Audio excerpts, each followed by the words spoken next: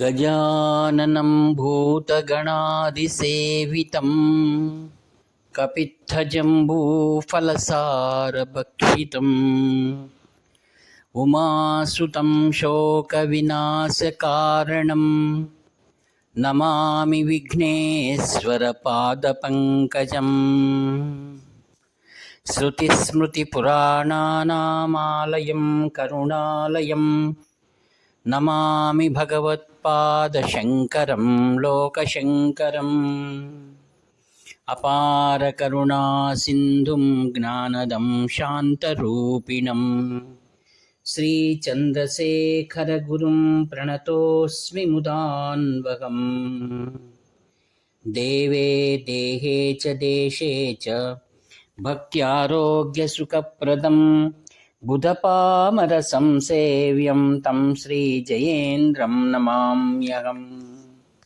नमामः शङ्करान् वाक्यविजयेन्द्रसरस्वतीं श्रीगुरुं शिष्टमार्गानुनेतारं सन्मतिप्रदं श्रीसत्यचन्द्रशेखरेन्द्रसरस्वतीस्वामिने नमः।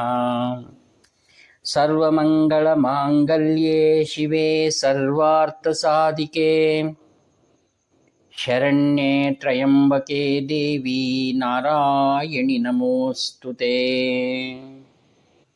ప్రియమిత్రులందరికీ కూడా హృదయపూర్వక ధన్యవాదాలు.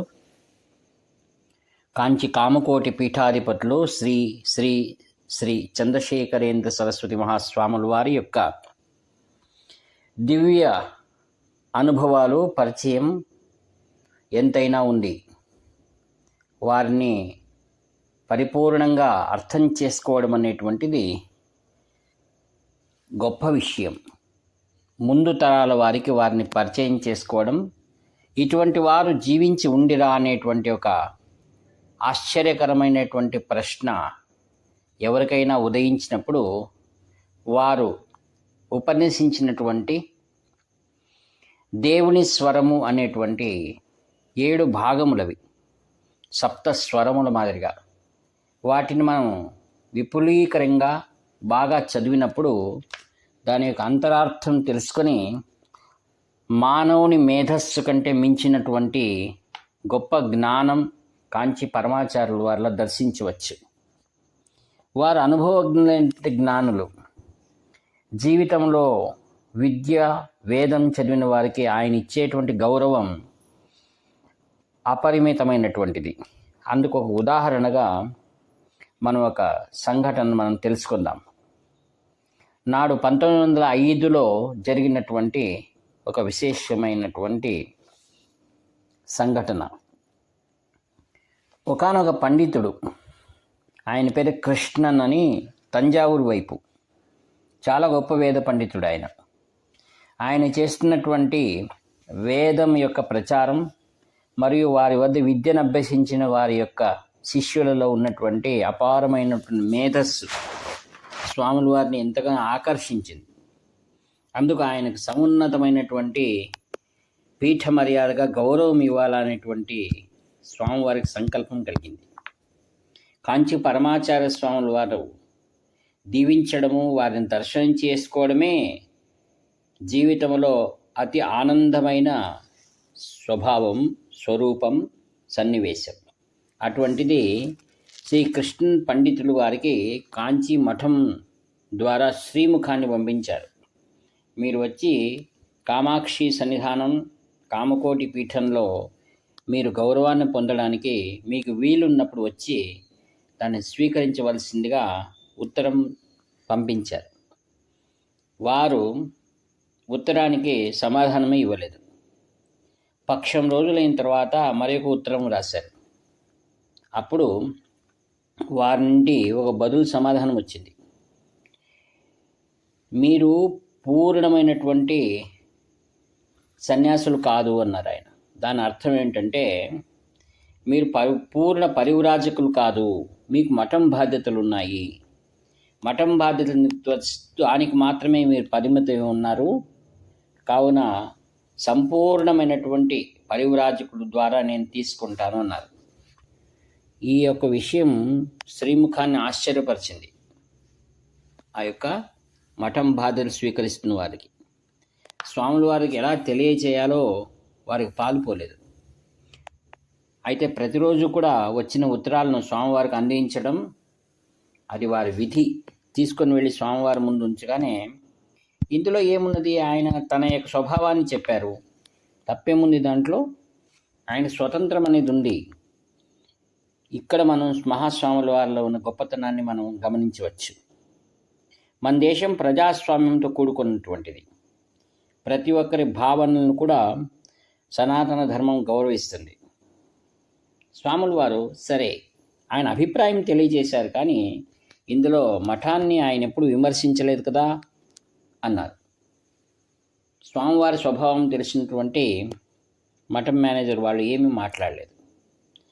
చాలా ఏళ్ల తర్వాత శ్రీ జయేంద్ర సరస్వాముల వారికి పూర్ణ బాధ్యతలు అప్పగించిన తర్వాత కాంచి కామకోటి పీఠాధిపతులు తంజావూరు ప్రాంతంలో వెళ్తున్నారన్నమాట. వెళ్తూ ఎప్పుడో 1905లో తాము పంపించినటువంటి శ్రీముఖానికి బదులు పంపించినటువంటి ఆ కృష్ణన్ పండితులను స్వాముల వారు దర్శించాలనుకున్నారట. అప్పటికి ఆయన వృద్ధుడు, స్వాముల వారు కూడా అప్పటికే వయసు అయిన వారు. లోపలికి వెళ్ళారు. లోపలికి వెళ్తుండగా అక్కడ వేద పాఠశాల విద్యార్థులందరూ వేద ఘోష చేస్తూ ఉన్నారు. స్వాముల వారు పరిచారకులతో లోపలికి వెళ్ళారు. ఎంతో ఆనందించారు ఆ వేద ఘోషకు. స్వాముల వారు రావడం గమనించిన విద్యార్థులందరూ కూడా ఉన్న పళంగా లేచి స్వస్తివాచనం చెప్తూ సాష్టాంగ దండ ప్రణామాలు చేశారు. ఆ యొక్క కృష్ణన్ పండితులు మంచం పైన కూర్చుని ఉండగా స్వాముల వారిని చూసి నమస్కరించారు.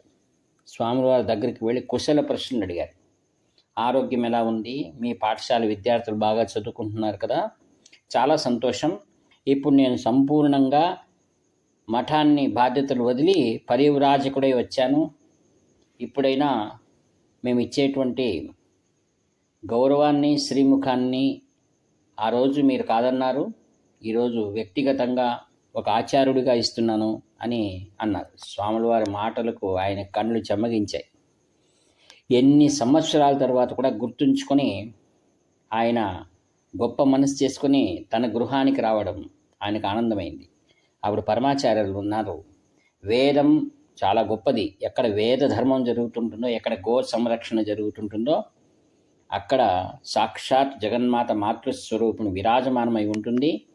ఇది మీ గృహమే కాకుండా కామాక్షి అమ్మ యొక్క నిలయము అంటూ అప్పుడు పరిచారకులు ఇచ్చినటువంటి ఆ యొక్క శాలువలను స్వాములు వారు స్పర్శించి ఆయనకు అందజేశారు. వారి కుటుంబం అందరూ కూడా ఆనందపడ్డారనమాట. ఇది కాంచి పరమాచార్య స్వామిలో ఉన్నటువంటి నిజమైన వ్యక్తిత్వం, సరళ జీవితం, అందరినీ గౌరవించాలనేటువంటిది ఆయన యొక్క నియమం. ప్రతి ఒక్కరిని జ్ఞాపకంలో పెట్టుకుంటారు. స్వల్పమప్యస్య ధర్మస్య, ఏ కొద్ది ధర్మం చేసినా సరే స్వాముల వారు గుర్తుపెట్టుకుంటారన్నప్పుడు వేదం కోసమే, ఆయన శాస్త్రం కోసం ఆచార ధర్మాన్ని పాటిస్తున్నటువంటి ఆ యొక్క వేద పండితుడిని మనసులోనే స్వాముల వారు ఆనందించి జ్ఞాపకం చేసుకొని వచ్చారు. అదండి కాంచి కామకోటి పీఠాధిపతులు అంటే. మరి ఒక మారు మహాదేవన్ అని ఒక వ్యక్తి ఇతర దేశాల్లో ఉండి బాగా ధనం సంపాదించారు.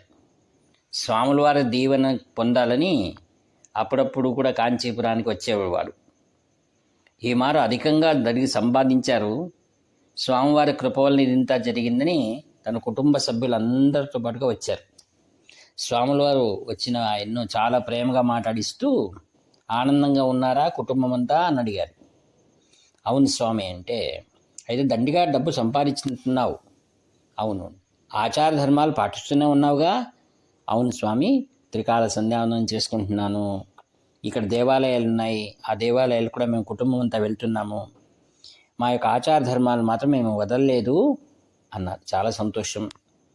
మరి ఇప్పుడు ముందర ఏం నీ ప్రయాణం అన్నారు. లేదు స్వామి, నేను భారతదేశంలోనే ఉండిపోవాలనుకుంటున్నాను అన్నారు.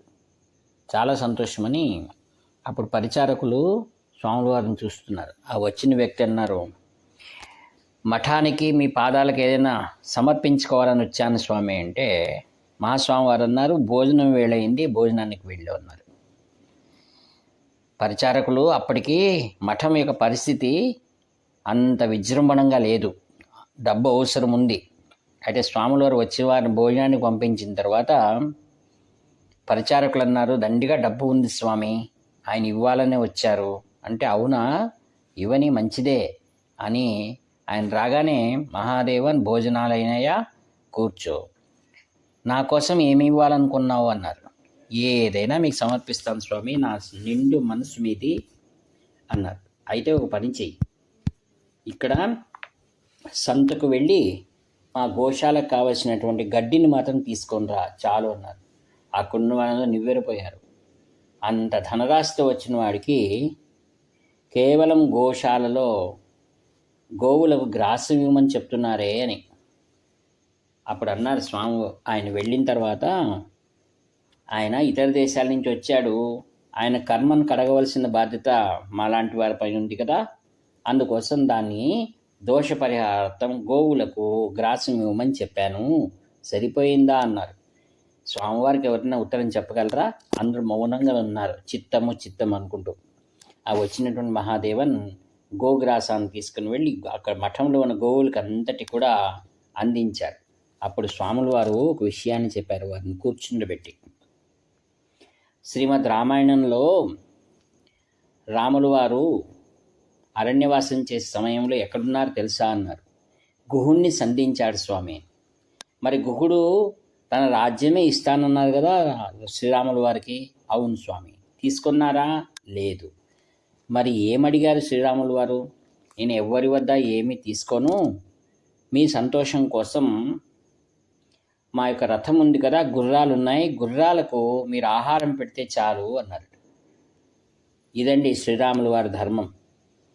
అంటే తాను ఎవరి వద్ద ఏమీ తీసుకోను, అయితే తన ప్రక్కన ఉన్నటువంటి ఏవైతే జీవ జంతువులు ఉన్నాయో వాటి ఆహారం గురించి ఆలోచన చేస్తారట. ఇది పెద్దవారి మనసు. ఆత్మీయులారా, సకల ధర్మములు ఏవైతే ఉన్నాయో ఆ ధర్మముల యొక్క స్వరూపమే సాక్షాత్తు కాంచి కామకోటి పరమాచార్య స్వాముల వారు. వారి ఒక్కొక్క ఆచారము, ఒక్కొక్క ప్రకరణం కూడా మనందరినీ కూడా ఆధ్యాత్మిక వైపు మెల్లిమెల్లిగా అడుగులు వేయిస్తుంది. అందుకే ఆచార ప్రభవో ధర్మ ధర్మస్య ప్రభురచ్యుత అన్నారు విష్ణు సహస్రనామంలో. మన దగ్గర ఆచారాలు పాటించాలి. అట్టి ఆచారాలు మనకు అందించేవారు ఎవరు? కాంచి పరమాచార్య స్వాములు వారు. దానివల్లనే ధర్మం తెలిసి వస్తుంది. ధర్మస్య ప్రభురచ్యుత, అచ్యుతుడు మనకు లభిస్తాడు శ్రీ మహావిష్ణువు. కావున సులభమైనటువంటి ఆచార ధర్మాలు మనం పాటించి మనలో ఉన్నటువంటి వినయ విధేయతలను మనం పెంపొందించుకొని మహాపురుషుని ఆశ్రయించుకొని తద్వారా జ్ఞానాన్ని మనం సంపాదించాలట. సర్వం జ్ఞానప్లవేనైవ వృజినం సంతరిష్యసి అంటుంది భగవద్గీత. మహాపాపాది పాపానాం, మహాపాపములపైన పాపములు చేసినా సరే సర్వం జ్ఞానప్లవేనైవ, జ్ఞానము అనేటువంటి తెప్ప ద్వారా సులభంగా అశేష పాపరాశిని దాటవచ్చట.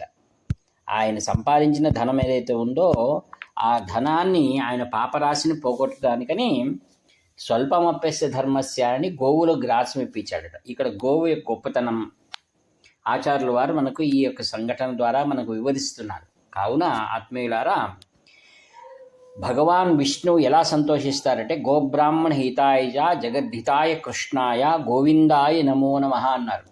గోవిందుని మనం దర్శించాలంటే వేద పురుషులైన బ్రాహ్మణులను, వేద స్వరూపమైనటు గోమాతను, గాయత్రి మంత్రమును మనం ఎల్లప్పుడూ కూడా త్రికాలంలో కూడా కృతజ్ఞతగా స్మరించిన వాడే ధన్యుడు ఈ కలియుగంలో.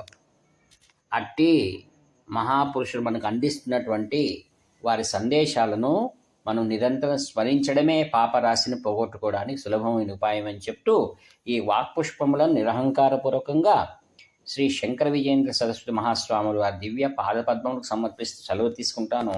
ఇట్లు మీ ఆత్మీయ మిత్రుడు నివర్తి నాగభూషణ శర్మ.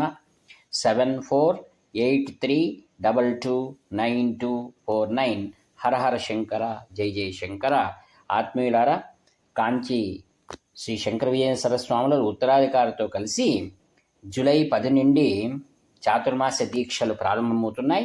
అందరూ కూడా తిరుపతిలో శ్రీవారిని 2 నెలల పాటు సేవించుకునే సౌభాగ్యం మనందరికీ ఆ తిరుమల వెంకటేశ్వరుడు అనుగ్రహించుగాక అని చెప్తూ ఈ వాక్పుష్పములను విరమిస్తున్నాను. హర హర మహాదేవ, హర హర మహాదేవ, హర హర